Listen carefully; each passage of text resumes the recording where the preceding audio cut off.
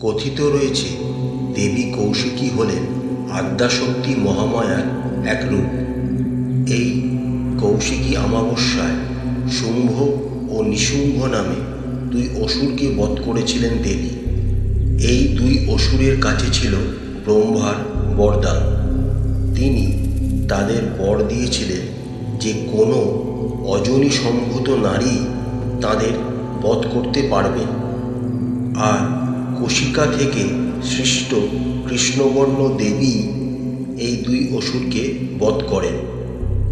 এই অমাবস্যাতেই তিনি বধ করেছিলেন বলে কথিত রয়েছে। সেই থেকেই ভাদ্রের অমাবস্যা কৌশিকী অমাবস্যা নামে খ্যাত। তন্ত্র সাধনার জন্য এই কৌশিকী অমাবস্যা গুরুত্ব অসীম। কথিত আছে বামদেব এই পবিত্র কৌশিকী অমাবস্যা তিথিতে সিদ্ধিলাভ করেছিলেন। কৌশিকী অমাবস্যা অন্য সব অমাবস্যা থেকে একটু আলাদা, কারণ তন্ত্র ও শাস্ত্র মতে ভাদ্র মাসে এই তিথিটি একটু বিশেষ। তন্ত্রশাস্ত্র মতে অনেক কঠিন ও গুপ্ত সাধনা আজকের দিনে করলে আশাতীত ফল মেলে। বৌদ্ধ ও হিন্দু তন্ত্রশাস্ত্রে এই দিনের এক বিশেষ মাহাত্ম্য আছে। তন্ত্রমতে এই অমাবস্যার রাতকে তারা রাত্রিও বলা হয়। এই পবিত্র দিনে এক বিশেষ মুহূর্তে স্বর্গ ও নরক দুইয়ের দ্বার মুহূর্তের জন্য উন্মুক্ত হয় এবং সাধক নিজের ইচ্ছামতো ধনাত্মক অথবা ঋণাত্মক শক্তি নিজের সাধনার মধ্যে আত্মস্থ করে ও সিদ্ধি লাভ করে। তাই তন্ত্র সাধনার জন্য এই অমাবস্যা খুবই গুরুত্বপূর্ণ বলে মনে করা হয়। কৌশিকী অমাবস্যা 2024 তিথি ও সময়। কৌশিকী অমাবস্যার তিথি শুরু হচ্ছে 15ই ভাদ্র 1 সেপ্টেম্বর রবিবার ভোর 5টা 7 থেকে। অমাবস্যা তিথি শেষ হবে 17ই ভাদ্র 3রা সেপ্টেম্বর মঙ্গলবার সকাল 6টা 31। এবার দেখে নেওয়া যাক কিছু ঘরোয়া টোটকা, যেগুলি করলে আপনার ও আপনাদের পরিবারের বিশেষ উপকার হবে। অনেক বাধা থেকে আপনারা অনায়াসে মুক্তি পাবেন। এই পবিত্র অমাবস্যার দিনে আপনারা বাড়ি ঘর খুব সুন্দরভাবে পরিষ্কার রাখুন। ওই দিন যেন বাড়ি অপরিষ্কার না থাকে, সেদিকে নজর রাখবেন। কোনো এঁটো বাসনপত্র যেন না থাকে, সেদিকেও আপনাদের খেয়াল রাখতে হবে। এই অমাবস্যায় সন্ধ্যের পর বাড়ির সদর দরজার সামনে 2টি তেলের প্রদীপ জ্বালাবেন। এর ফলে বাড়ির সমস্ত নেগেটিভ শক্তি বেরিয়ে গিয়ে পজিটিভ শক্তির আবির্ভাব ঘটবে। আসন্ন কৌশিকী অমাবস্যায় সন্ধ্যাবেলায় একটি কুয়ো বা একটি গর্তে 1 চামচ দুধ ঢালবেন।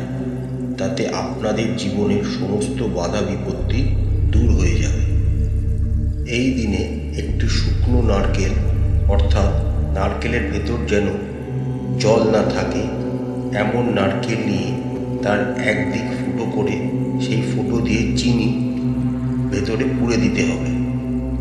এবার ওই অবস্থায় নারকেলটিকে নিয়ে গিয়ে বাড়ি থেকে বেশ খানিকটা দূরে কোথাও পুঁতে দিতে হবে।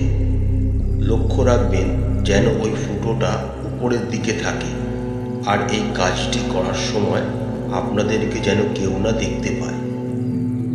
কৌশিকী অমাবস্যায় পিতৃপুরুষদের আশীর্বাদ লাভের উপায়। কৌশিকী অমাবস্যা তিথিতে অশ্বত্থ গাছের পূজা করা অত্যন্ত শুভ। এদিন অশ্বত্থ গাছে জল মিশ্রিত দুধ নিবেদন করবেন। এর সঙ্গে 5 ধরনের মিষ্টিও অর্পণ করবেন। এরপর সর্ষের তেলের প্রদীপ জ্বালিয়ে পূর্বপুরুষ ও বিষ্ণু প্রার্থনা করবেন। তারপর হাত জোড় করে 7 বার অশ্বত্থ গাছের পরিক্রমা করবেন। এই উপায়ে আপনারা পূর্বপুরুষদের আশীর্বাদ লাভ করতে সম্ভবপর হবেন। ভাদ্র মাসের এই কৌশিকী অমাবস্যার আরেকটি নাম কুশত পাটিনী অমাবস্যা। এই তিথিতে আপনারা গঙ্গা স্নান করবেন, দান ধর্ম করবেন। পিতৃতর্পণ করা আপনাদের জন্য অত্যন্ত শুভ হবে। কালসর্প দোষ নিবারণের জন্য কৌশিকী অমাবস্যা বা ভাদ্রপদ অমাবস্যা অত্যন্ত শুভ। এই দোষ থাকলে আপনারা কোনো পণ্ডিতের সাহায্য নিয়ে নাগ বলি পুজো করাতে পারেন। পিতৃদোষ থেকে মুক্তি পাওয়ার জন্য আপনারা কৌশিকী অমাবস্যায় আটার প্রদীপ বানিয়ে নেবেন। তারপর মৌলি সুতোর বাতি ও তিলের তেল দিয়ে প্রদীপ প্রজ্বলিত করবেন। প্রদীপে কিছুটা কালো তিল দেবেন ও সেটি বাড়ির দক্ষিণ দিকে রেখে দেবেন। এরপর বাড়ির প্রবেশদ্বারে কর্পূর জ্বালাবেন। এর প্রভাবে আপনাদের পূর্বপুরুষরা শান্ত হবে এবং আপনারা পিতৃদোষ থেকে মুক্তি পাবেন। কৌশিকী অমাবস্যায় শনি দোষ মুক্তির উপায়। শনি দোষ থেকে মুক্তির জন্য কৌশিকী অমাবস্যার দিনটি অত্যন্ত শুভ। এদিন শনিদেবের পূজা করুন, পাশাপাশি বড় ঠাকুরের মূর্তিতে তেল নিবেদন করুন। এরপর রুদ্রাক্ষ মালায় 108 বার শনিদেবের বীজ মন্ত্র জপ করুন। সর্ষের তেলের প্রদীপ জ্বালিয়ে দেবেন। গরিবদের কিছু অর্থ দান করুন। এই উপায় আপনারা শনি দোষ থেকে মুক্তি পাবেন।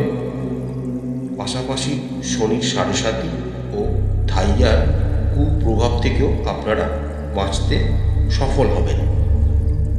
এই কৌশিকী অমাবস্যার রাতে মা তারার পায়ে লাল রক্ত জবা ও সিঁদুর অর্পণ করুন।